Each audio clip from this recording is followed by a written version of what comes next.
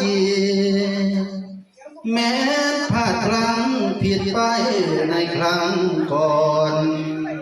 ยังอาทรขอขมารักศักดิ์ศรีขอก้มกราบเทพบาทพระมุนีตัวลูกนี้ขอลาสถาพรเอสังพันเตอุกาสังศาสนาพุทธองค์คงคำสอน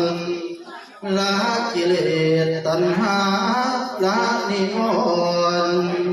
คือคำสอนแห่งองค์พระสัมมาขอครองผ้าสีเหลืองเพียงครั้งหนึ่งขอเพียงพึ่งบารมีไตรสิกขาครองผ้าทองกาสายะพระพุทธาขอบูชาองค์พระรัตนตรัยขอน้ำตาผู้มีคุณอย่าเล่นลำจงหยุดยั้งด้วยธรรมนำเสดใสให้พ่อแม่มีสุขปลอดโรคภัยแม้อยู่ไกลให้สุขสวัสดี